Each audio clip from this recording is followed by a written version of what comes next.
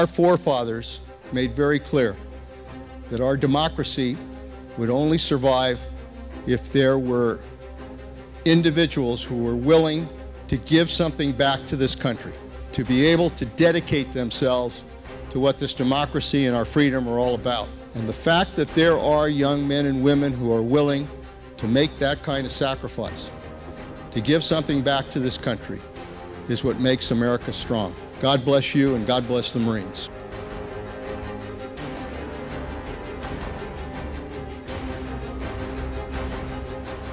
Since our first call to duty 237 years ago, Marines have established a reputation as bold innovators and elite warriors, anchored by our sense of honor and love of country. The service of Marines during conflict, peace, and uncertainty has demonstrated an ageless ethos of fidelity and courage that has established who we are. The State Department confirmed the U.S. diplomatic mission in Benghazi, Libya was under attack. An ambassador to that country was murdered last night along with 3 other Americans. City of Benghazi, the second attack on overseas U.S. Marine rapid response team sent to Libya. A Marine team is now making its way to Sudan to deal with the aftermath. Marine rapid response team is in Yemen's capital following the violent attacks on the Our nation has come to understand that when a crisis occurs or security is threatened, Marines respond quickly and unfailingly. We accomplish the mission, not most of the time, but every time. This is who we are. This is our legacy.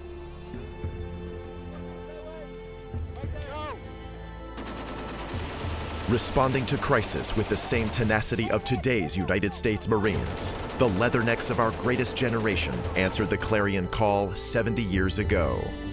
Exactly 8 months after the attack on Pearl Harbor, more than 19,000 Marines and sailors landed on the Japanese-held southern Solomon Islands. The ensuing battle for Guadalcanal would begin a hard-fought and epic 6-month campaign that would mark a turning point in the Second World War. Guadalcanal was probably one of the most important battles to really occur during World War II. It was the very first ground offensive that was going to be conducted against the Imperial Empire of Japan. The most important thing about Guadalcanal was it really did turn back the tide. Naval parity against the Japanese had been achieved at the pivotal battles of Coral Sea and at Midway. At the time the battle for Guadalcanal and Tulagi began, Japanese forces in the Pacific remained strong, capable, and confident of victory. At the same time, U.S. forces were still in a vulnerable state, having suffered tremendous casualties in the 8 months since Pearl Harbor. In the late summer of 1942, upon learning Japanese forces were building an airfield in the southern Solomons, the U.S. Joint Chiefs of Staff made the decision to seize the key islands of Guadalcanal and Tulagi. Although newly arrived in the Pacific, the 1st Marine Division, under the command of Major General Alexander Vandegrift, was selected to make the critical landings. Henderson Field was essential. It was an unsinkable flat top. Without it, we had no air defense at all. During 1 week in late August and early September alone, some 5,000 Imperial troops landed and were thrown against the Marines' defensive perimeter. The constant attacks tested resolve, but the line was held. Marines endured not only relentless attacks from the Japanese, but also malaria, dysentery, short supplies, and the harsh tropical climate of the South Pacific. And then the natives came in and told us that a couple thousand Japanese had landed at Tasamboko. Edson asked permission to go, and we destroyed Kawaguchi, destroyed his rear echelon. We captured his heavy weapons, and we captured all of his food stuff. We were ordered back to amphibious area where Vandegrift had his headquarters. Edson wanted to stay and tackle the tail end of Kawaguchi's brigade that was headed up toward Henderson Field.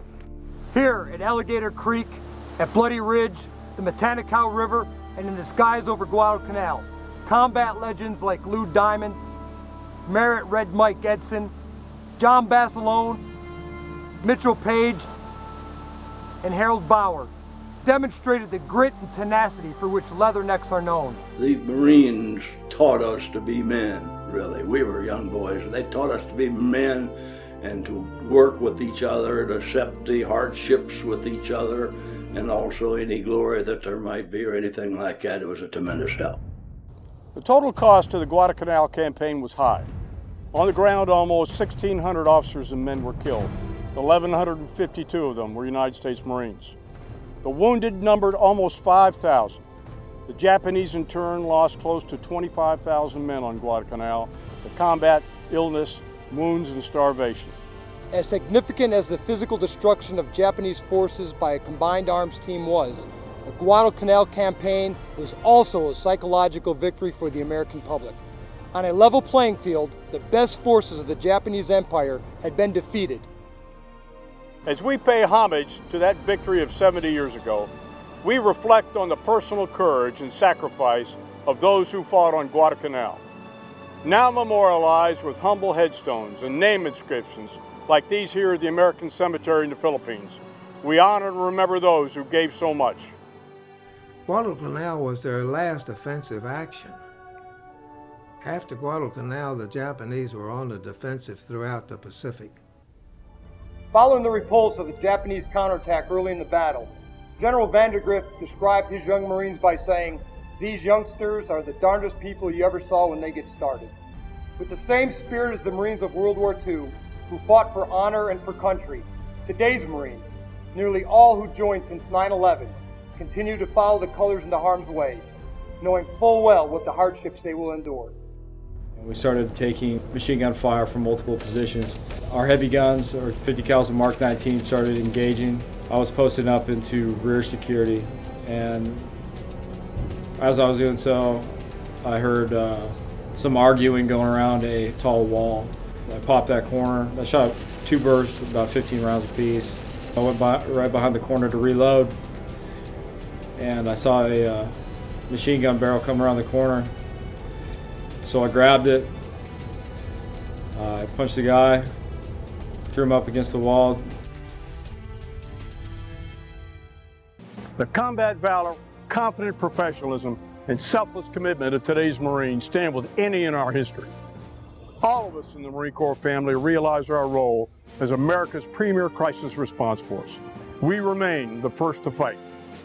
We will continue to be faithful to our nation and to one another, and never take for granted the blessed liberty our country has given us.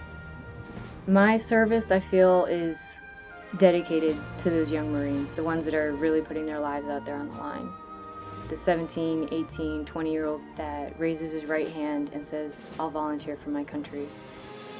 And it's all about protecting people who need protection. And when you need support, you call the Marines, and the Marines go in and they do a phenomenal, phenomenal job. He's chosen to become a United States Marine, and to be, to choose a selfless career of service and sacrifice. I'm humbled by, by that choice that he's made. We serve, we all sacrifice. We have the eagle, globe, and anchor tattooed on our soul. In the last 10 years of war, nearly 14,000 Marines have given more. And despite their wounds, they're not done giving. They're not done living. They're thriving. I truly believe I do more now than I did before I was injured. So minus 2 legs, I am a wounded warrior who is going to Georgetown in snowboards. And those kind of things they're not quantifiable. They're just absolutely remarkable. And it's not because of me, it's because of the wounded warrior support. Like all Marines, our wounded warriors live life to the fullest. Participating in sports, they regain their self-confidence and remember again the value of being on a team. They also continue to give back. Some return to their active units, while others succeed in business, and even more return to school.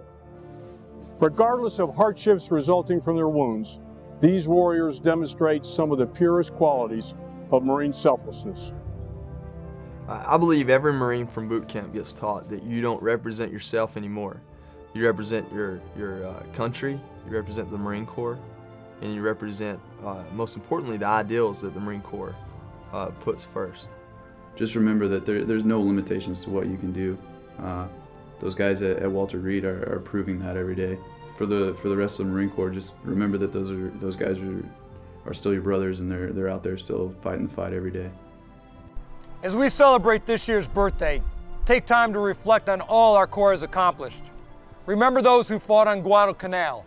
Honor the sacrifice of our many brothers and sisters, and remember those that have gone before. Continue to do great deeds and endure. I'm proud to protect my country and to serve in the footsteps of those men and women who have served before me. I'm forever grateful for those who have given the ultimate sacrifice and for those men and women who still continue to sacrifice. Our Corps will continue to be defined by our ability to successfully respond to the world's most challenging and chaotic situations. For honor and for country, we'll maintain our world-class standards of discipline, always remembering who we are. Take pride in all that you've accomplished, and know that Sergeant Major Barrett and I appreciate your enduring fidelity, your hard work, and your sacrifice. Happy birthday, Marines, and Semper Fidelis.